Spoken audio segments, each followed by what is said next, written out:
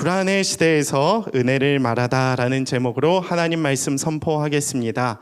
여러분, 오늘 성경을 잘 읽어보시면 알겠지만 굉장히 우리가 잘 아는 익숙한 말씀이에요. 여호와 우리 주여, 주의 이름이 온 땅에 어찌 그리 아름다운지요. 성경에서 수많은 구절이 있죠. 3만 절이 넘는 절이 있습니다.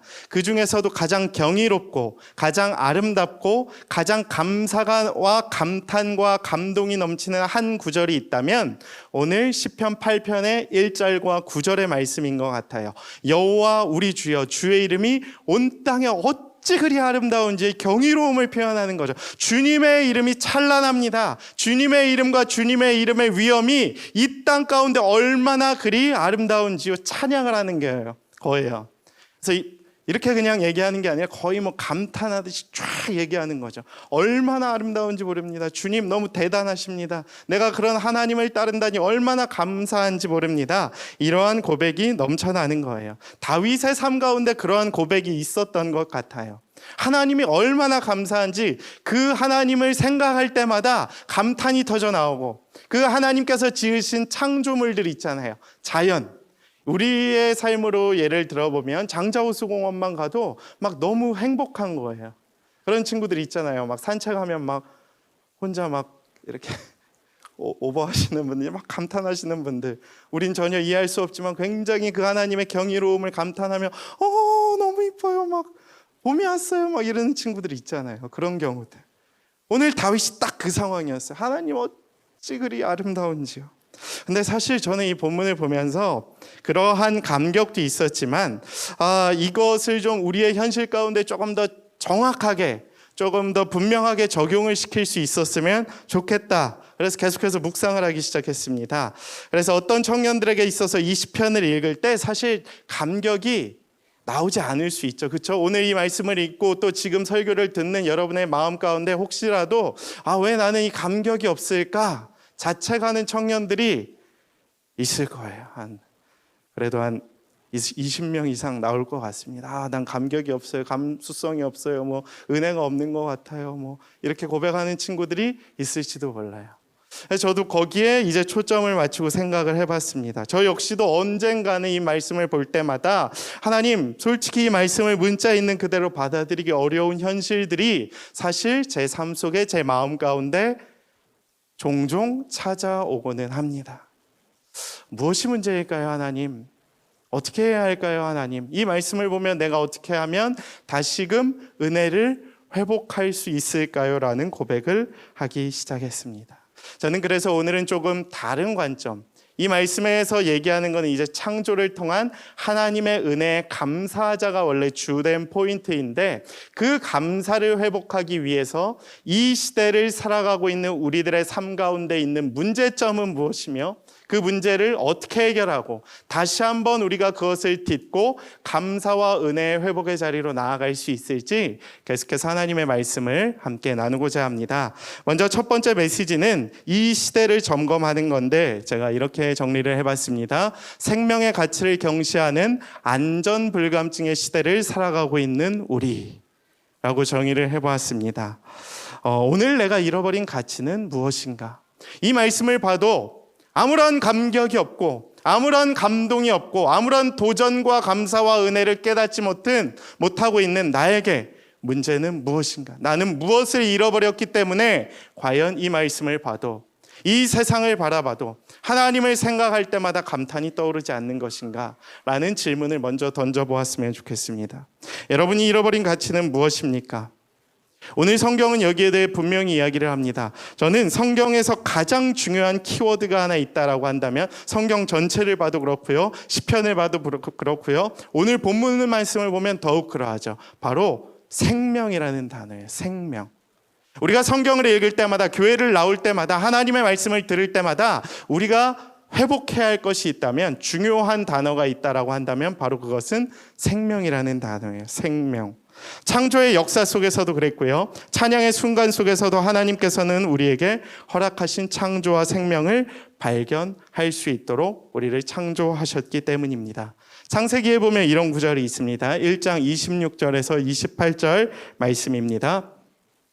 하나님이 이르시되 우리의 형상을 따라 우리의 모양대로 우리가 사람을 만들고 그들로 바다의 물고기들과 하늘의 새와 가축과 온 땅과 땅에 기는 모든 것을 다스리게 하자 하시고 하나님이 자기 형상 곧 하나님의 형상대로 사람을 창조하시되 남자와 여자를 창조하시고 하나님이 그들에게 복을 주시며 하나님이 그들에게 이르시되 생육하고 번성하여 땅에 충만하라 땅을 정복하라 바다의 물고기와 하늘의 새와 땅에 움직이는 모든 생물을 다스리라 하시느니라. 아멘. 하나님의 창조의 이유가 담겨져 있는 하나님의 말씀이죠. 오늘 이 말씀을 토대로 다윗이 아마 하나님의 말씀을 선포하고 기록했던 것 같습니다. 이처럼 성경에는 우리가 가져야 할 가치가 있다면 바로 생명인 거예요. 창조를 볼 때마다 생명을 느끼고 그 생명으로 인해 감사할 수 있는, 그 생명이 감탄스러운 삶을 살아야 한다라는 것을 우리에게 오늘 이 본문이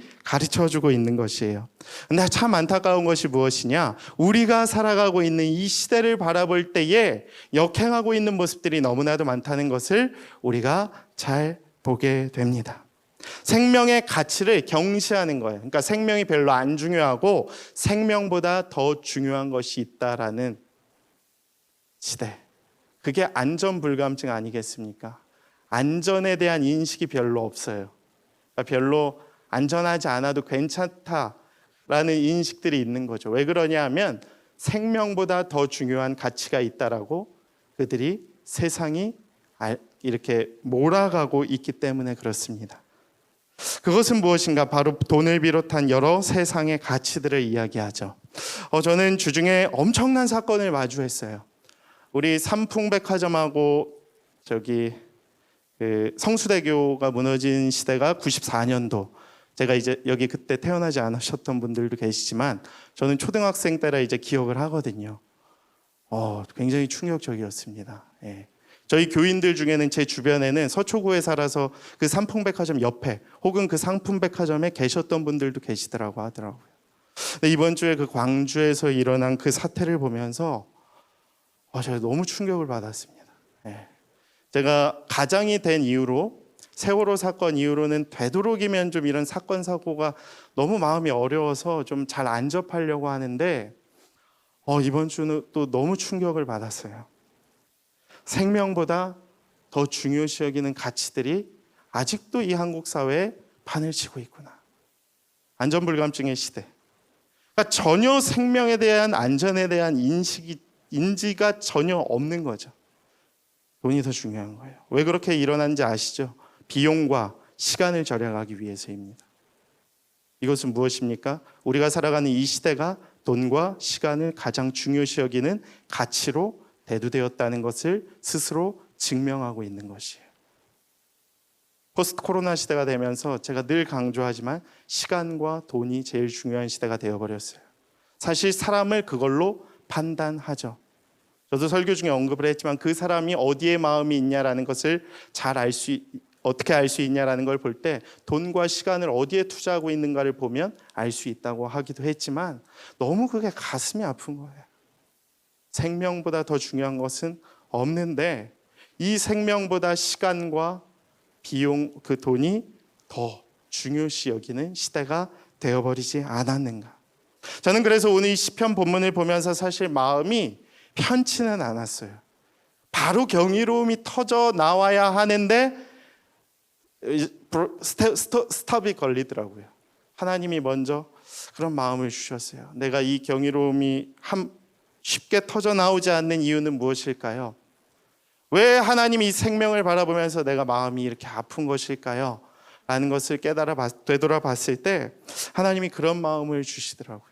아직도 이 세상이 그렇게 생명을 중요시 여기는 하나님의 창조의 세계를 우러러 볼 수 있는 그 준비가 덜 되었다라는 마음을 제게 주셨습니다.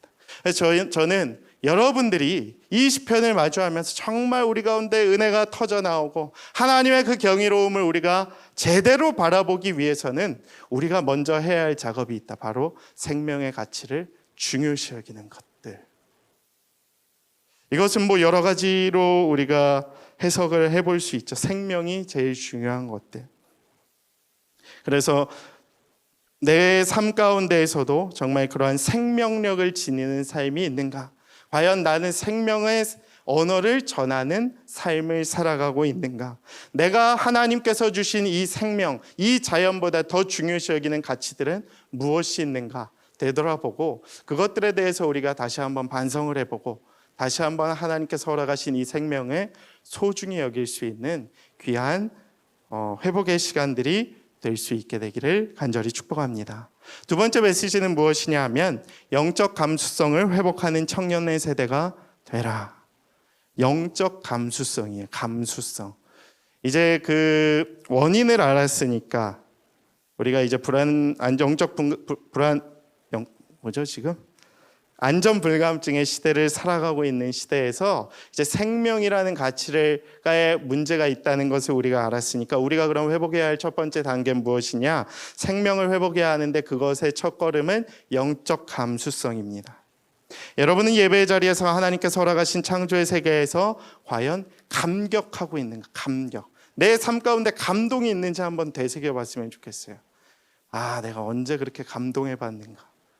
내가 언제 하나님 보면서 이렇게 감격해 봤는가? 제가 테스트를 해보겠습니다. 혹시 세 가지인데 여러분의 삶 가운데 무엇을 봐도 의욕이 없어요. 무기력이라 그러거든요. 두 번째, 무엇을 봐도 관심이 없어. 관심.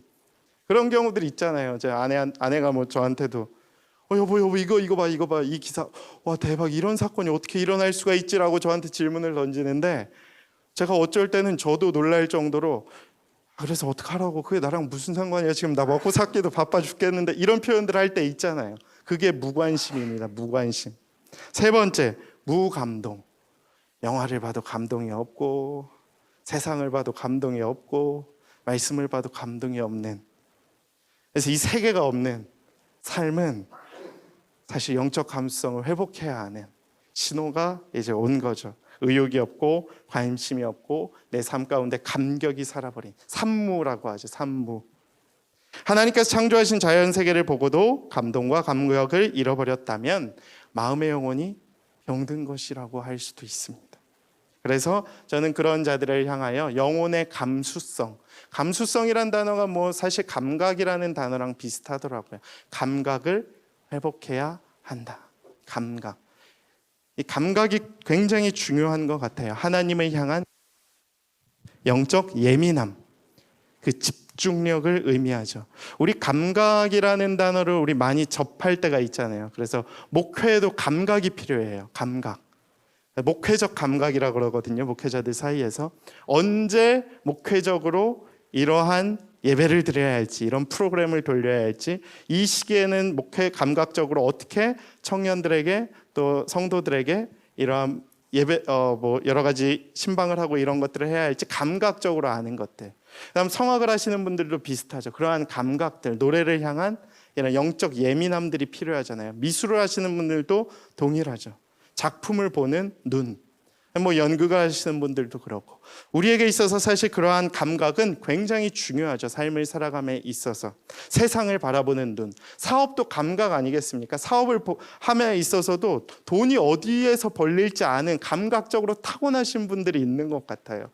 저기에 돈을 투자하면 돈이 벌릴 것 같은데 하면 5년 지나서 보면 진짜 거기가 굉장히 개발되어 있고 감각적으로 아시는 분들이 있더라고요. 근데 신앙도 마찬가지예요. 그러한 감각을 키워나가야 하는 것들을 우리에게 필요합니다. 그걸 영적 감수성이라고 해요. 감수성. 욥의 경우를 우리가 좀 살펴볼 수 있는데요. 성경에 욥이라는 인물이 나옵니다. 굉장히 영적 감수성이 풍부한 성경 인물 중에 한 명이었어요. 예배를 굉장히 감동적으로 드렸고 전심으로 드렸고 어느 정도로 예배를 드렸냐? 자녀들이 혹여라도 마음속으로 죄를 짓지, 욥기 1장 5절에 보면 이렇게 기록이 되어 있거든요. 마음속으로라도 죄를 짓지 않았을까 봐 하나님께 예배를 드렸어요. 용서해 달라고. 그 정도로 굉장히 영적 감수성이 풍부한 예배자였습니다. 그런데 그에게 어떠한 시련이 왔죠? 고난이 왔어요. 사탄이 그를 치기 시작했습니다. 엄청난 시련이 다가왔어요. 자기가 그토록 사랑했던 가족들이 칼에 찔림으로 죽게 되고 여러 가지 고난으로 죽는 고난들을 겪게 됩니다. 그리고 그의 삶이 3장부터 처음에는 무너지기 시작했어요. 감수성이 풀려버렸습니다. 자신의 출생을 탓하기까지 했어요. 우리가 마주하고 있는 시대가 그런 것 같습니다. 잘 나가는 듯 했지만 위기가 도래하자, 청년의 때에 부딪힘이 있자, 시련이 오자마자 욥과 같은 고백을 할 수 있어요. 이제 못 해먹겠다고. 하나님 나 정말 사랑하시는 것 맞냐고. 이제 나의 영적인 감각들이 다 떨어지기 시작한 것입니다. 그러나 욥의 경우를 살펴볼 때 진짜 위대한 성경의 인물들의 특징은 무엇이냐? 위기가 다가왔을 때에 처음에는 휘청할 수 있다. 지난주에 제가 설교했던 것처럼 시편 말씀과 같이 처음에는 흔들릴 수 있어요. 처음에는 주저앉는 것 같아 보일 수 있습니다. 그러나 하나님께서 그를 끝까지 그의 의로운 손으로 붙들고 이끌어 주시기 때문에 그는 반드시 승리하고 일어설 수 있게 되는 것입니다. 저는 우리의 삶이 이와 같이 회복될 수 있게 되기를 축복해요. 여러분, 이 시대 가운데서 우리가 회복해야 할 것이 있다면 무엇이냐? 영적 감수성이에요. 다시 한번 그러한 영적 감각을 키워나가실 수 있는 우리의 시대가 되기를 간절히 축복합니다. 하나님의 말씀을 보며 그러한 말씀을 회복해 나가는 거예요. 영적으로 그 말씀을 우리의 마음 가운데 심는 거예요.